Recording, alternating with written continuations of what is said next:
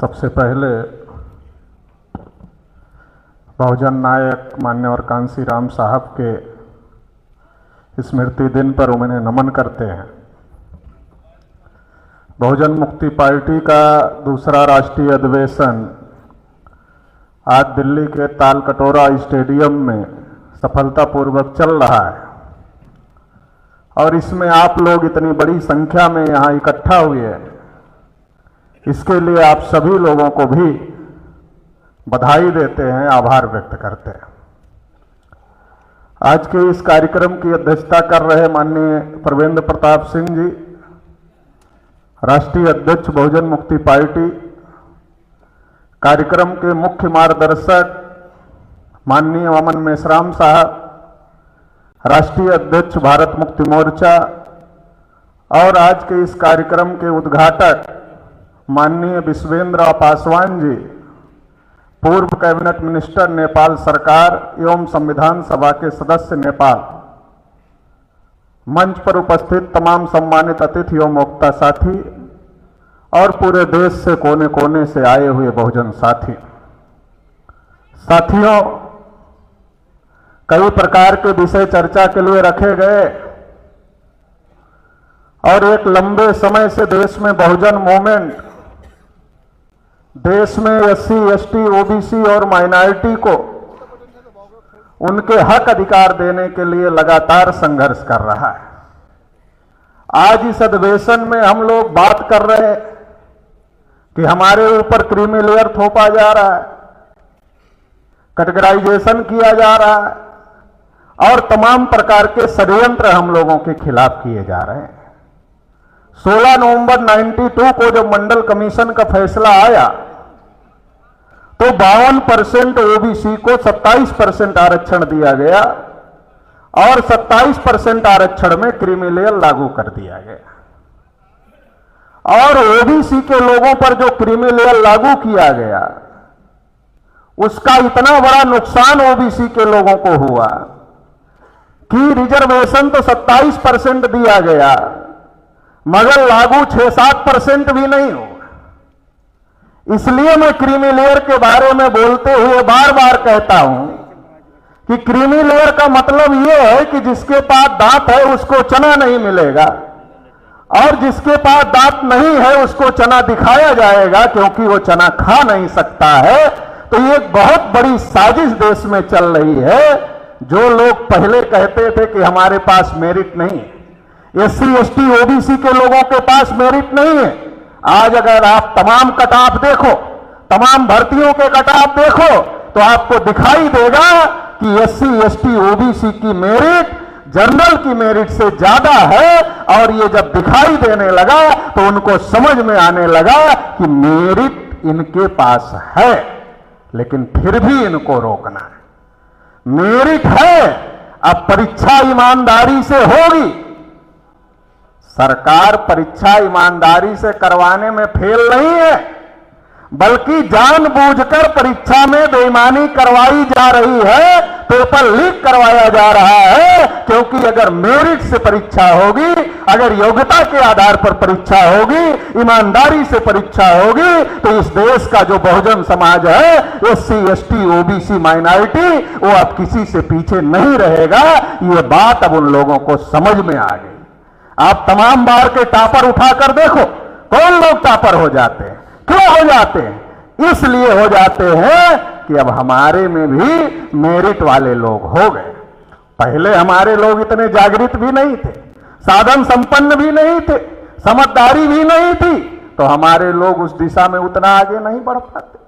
लेकिन एक लंबे समय से जो चेतना चलाई गई, जागृति पैदा की गई, उसका नतीजा ये हुआ कि समाज में एक वर्ग उभर कर सामने आया जो आज बहुत ज्यादा चैतन्य है और वो मेरिट का मुकाबला मेरिट से करने के लिए तैयार हो गया। और जब हम मेरिट का मुकाबला मेरिट से करने के लिए तैयार हो गए तो इन लोगों ने दोहरी एजुकेशन की व्यवस्था लागू कर दिया।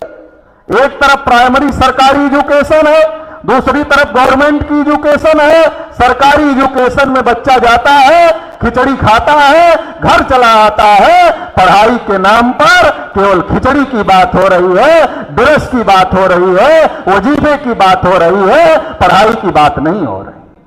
बहुत सारे सरकारी स्कूलों को बंद करने का अभियान सरकार चला रही है पूरे देश भर में, और टीचरों को संख्या के अनुपात में रखा जा रहा है, छात्र संख्या के अनुपात में रखा जा रहा है।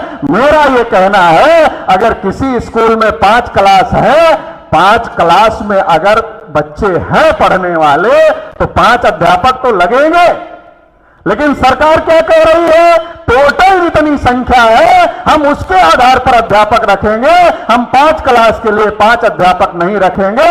और ज्यादातर प्राइमरी सरकारी स्कूलों में 5 क्लास के लिए 5 अध्यापक नहीं। किसके बच्चे जा रहे हैं पढ़ने के लिए? हमारे आपके बच्चे जा रहे हैं पढ़ने के लिए, इस देश के बहुजन समाज के बच्चे जा रहे हैं पढ़ने के लिए।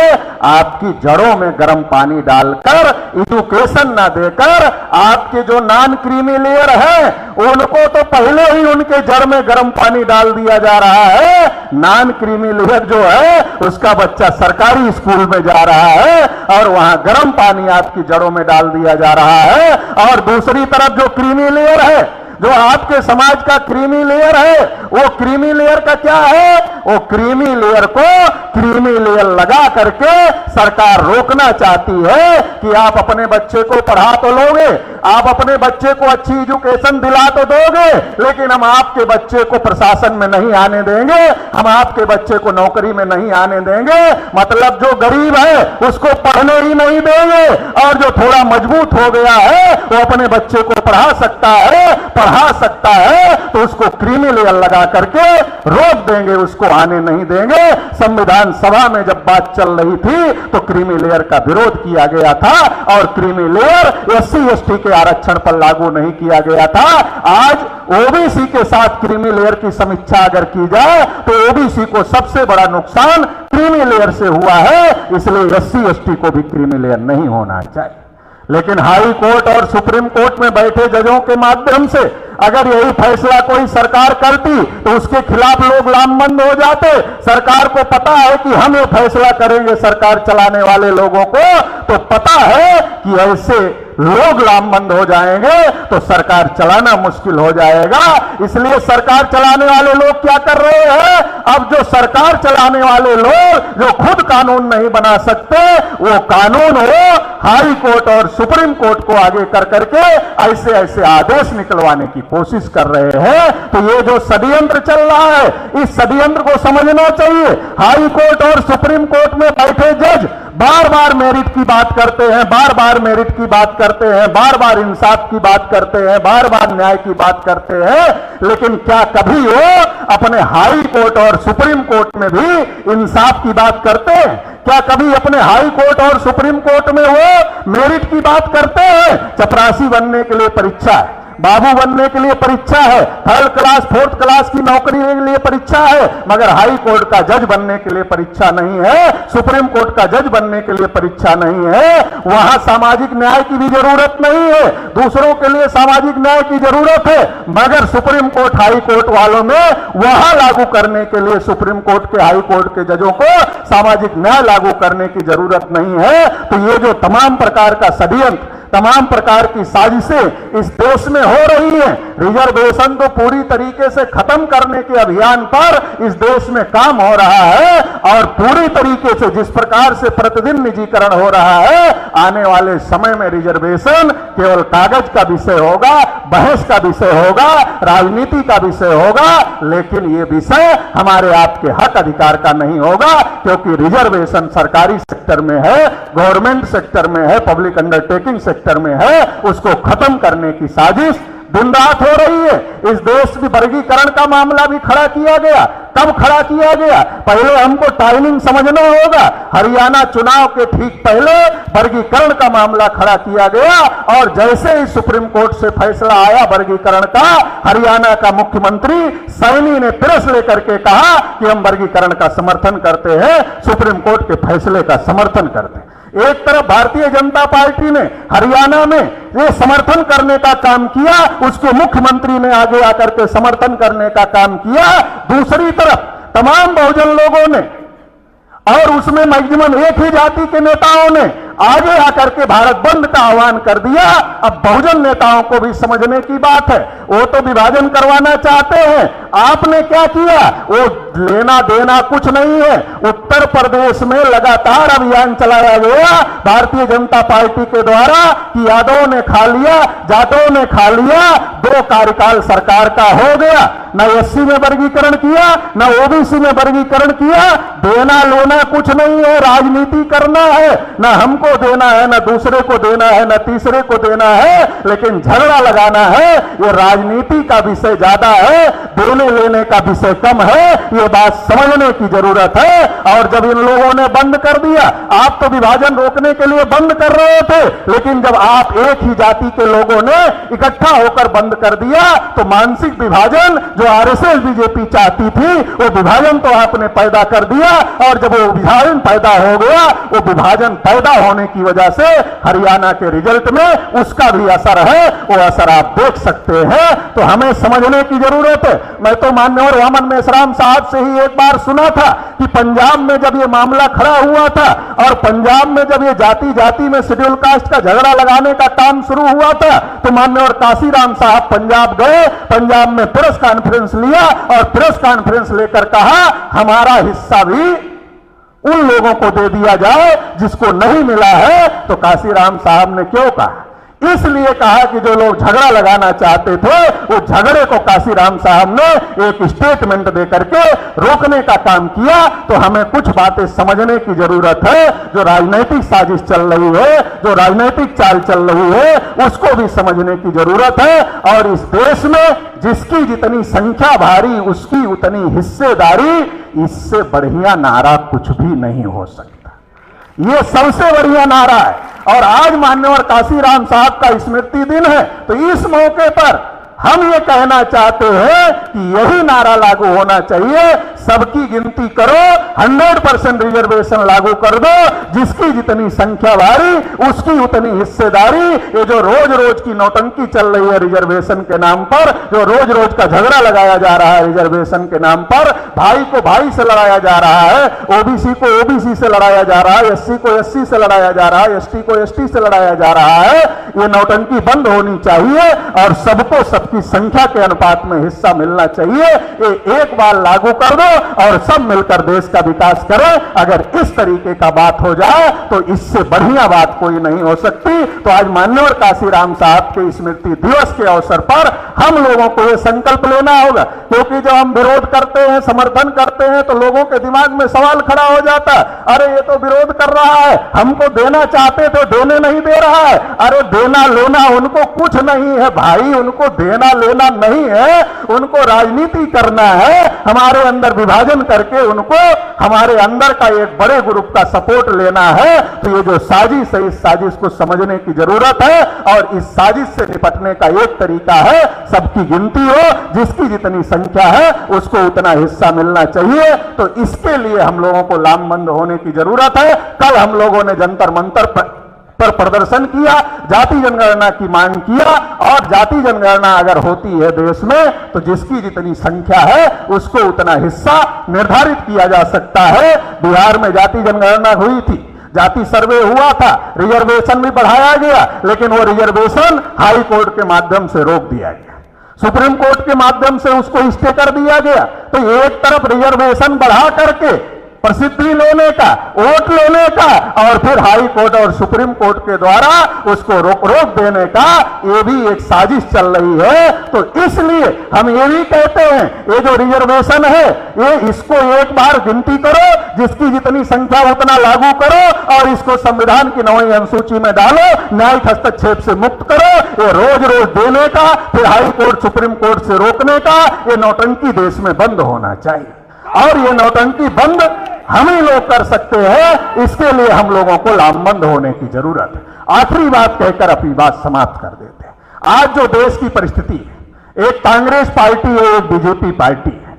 कांग्रेस पार्टी चाहती है हम जाएं तो बीजेपी आए, बीजेपी पार्टी चाहती है कि वो जाए तो हम आए। तो ये जो देश में स्थिति चल रही है, ये दोनों आपस में ही नूरा कुश्ती कर रहे हैं और हम लोग भूल जाते हैं, क्योंकि हम लोग भुलक्कड़ लोग हैं।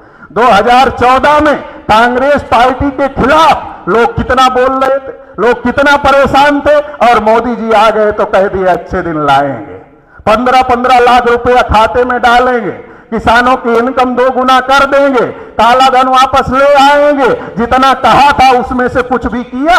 कुछ भी नहीं किया। और कुछ भी नहीं किया तो तीसरा कार्यकाल चल रहा है। तीसरा कार्यकाल चल रहा है तो कुछ लोग समझ गए। तो जब कुछ लोग समझ गए तो उन्होंने क्या कहा? नहीं, ये अच्छे दिन ठीक नहीं है, वो बुरे दिन ही ठीक थे। मतलब इसके बाद फिर उसको लाना, उसके बाद फिर इसको लाना, दोनों में म्यूचुअल अंडरस्टैंडिंग है। जब कांग्रेस पार्टी की सरकार रहती है तो हम लोग उसके खिलाफ चिल्लाते हैं। क्यों चिल्लाते हैं? क्योंकि वो हमें 10 जूता मारती है। जब हमें 10 जूता मारती है तो हम चिल्लाते हैं कांग्रेस खराब है, खराब है, खराब है, खराब है। तो बीजेपी वाले हमारे गली मोहल्ले में आते, अरे हम तो ठीक है, कांग्रेस तो खराब ही है। तो हमारा आदमी सोचता अच्छा ये कांग्रेस खराब है, बीजेपी ठीक है, इसको ले आओ। तो बीजेपी को ले आता है। और जब बीजेपी आ जाती है तो कांग्रेस वाले बीजेपी वालों के कान में जाकर बोलते हैं। ज्यादा गुमान में मत रहे ना कि तुम अपनी योग्यता की वजह से आ गए हो। अरे अगर हम इनको 10 जूता नहीं मारते तो ये तुम्हें लाने वाले नहीं थे। हम 10 जूता मार रहे थे, ये चिल्ला रहे थे, इनको रास्ते की तलाश थी, तो इन्होंने हमको छोड़कर तुमको लाया। तो तुम एक बात का ध्यान रखना कि हम 10 मार रहे थे, अब ये हमको हटाकर तुमको ले आए हैं, तो 10 का 8 मत करना, 5 जूता बढ़ा देना। अगर 8 कर दोगे तो हम कैसे आएंगे? 8 मत करना। हमने 10 मारा इसलिए तुम आए, तुम 15 मारोगे तो फिर ये चिल्लाएंगे, और जब ये फिर चिल्लाएंगे तो फिर ये हमको लेकर आएंगे। तो दोनों में बारी बारी से जूते बढ़ाने का कार्यक्रम चल रहा है। आप सारी पॉलिसी उठाकर देख लो, जो पॉलिसी कांग्रेस ने शुरू किया वही पॉलिसी बीजेपी अमल कर रही है। जब महिला आरक्षण आया तो कांग्रेस वाले बहुत तिलमिला रहे थे कि महिला आरक्षण के अंदर कोटा होना चाहिए, ओबीसी का होना चाहिए, ओबीसी का होना चाहिए। अरे भाई, बिल किसने बनाया था? जब तुम्हारी सरकार थी, जब शरद यादव, लालू यादव और तमाम नेता ये कह रहे थे कि महिला आरक्षण कोटे के अंदर कोटा होना चाहिए, SC ST OBC का, वीरप्पा मोइली कानून मंत्री थे, पार्लियामेंट में खड़ा होकर के उन्होंने कहा कि ओबीसी की महिलाओं को कोटा कैसे मिल सकता है, इनकी तो गिनती ही नहीं है। जब तुम्हारी सरकार थी तुमने ही बिल बनाया, उसी बिल को बीजेपी ने पास किया। अब तुम कह रहे हो होना चाहिए। तो ये जो साजिश चल रही, जाति जनगणना हो या ओबीसी का क्रीमिलेयर हो या ओबीसी का आरक्षण हो या बार बार SC ST OBC के आरक्षण की बात हो, उसके साथ खिलवाड़ करने की बात हो, ये दोनों पार्टियों का इतिहास है। दोनों बारी बारी से जूता मारने का काम कर रही है। जब बारी बारी से जूता हम खा रहे हैं और वो पार्टियां चलाने वालों की संख्या 3.5% है, 3.5% लोग 2 पार्टियां बनाकर बारी बारी से जूता मारने का काम कर रहे हैं, और बारी बारी से जूता मार करके हम लोगों को गुमराह करने का काम कर रहे हैं। एक जानती है कि आरक्षण के मुद्दे पर बात होगी तो हमारे पास लोग नहीं आएंगे, जाति जनगणना के मुद्दे पर बात होगी तो हमारे पास लोग नहीं आएंगे। तो वो किस मुद्दे पर बात करती है? वो इस मुद्दे पर बात करती है भारत पाकिस्तान, भारत चीन, आतंकवाद, 3 तलाक और काशी मथुरा, वो इस पर बात करती है। क्योंकि वो जानती इस पर नहीं है, क्योंकि जो मोदी ने कहा था 14 में वो तो कुछ किया नहीं। तो लोग कैसे आएंगे? बहुजनों के मुद्दे उठाएंगे तो उनके पास लोग जाने वाले नहीं है। इसलिए वो आतंकवाद का, पाकिस्तान का, भारत पाकिस्तान का, 3 तलाक का, हिंदू मुस्लिम के मुद्दों पर बात करते। और दूसरी क्या करती? दूसरी सोच रही है कि इतना बड़ा बहुजन विचारधारा के लोग इतनी ज्यादा फैले हुए हैं, क्यों ना हम इसको हड़प लें, क्योंकि हमारा सेकुलर का मामला तो फेल हो गया है, अब इसके आधार पर कोई हमारे साथ नहीं आएगा। तो राहुल गांधी लगातार बहुजनों के मुद्दे उठा करके हड़पने का वोट कोशिश कर रहे हैं। दूसरी तरफ वो लोग आतंकवाद का, पाकिस्तान का और हिंदू मुस्लिम के इशू उठा करके हड़पने की कोशिश कर रहे हैं। तो दोनों से हमको सावधान रहने की जरूरत है। और देश में तीसरा विकल्प, बहुजनों का विकल्प, SC ST OBC माइनॉरिटी का विकल्प खड़ा करने का जरूरत है। और वो तीसरा विकल्प वामन मेश्राम साहब के संरक्षण में, माननीय परवेंद्र प्रताप सिंह के नेतृत्व में बहुजन मुक्ति पार्टी के रूप में देश में खड़ा हो रहा है। इस विकल्प को आप लोग देश भर में मजबूत करने का काम करेंगे, इस आशा उम्मीद के साथ आप लोगों ने मुझे सुना, इसके लिए आभार, धन्यवाद। जय मूल्यास।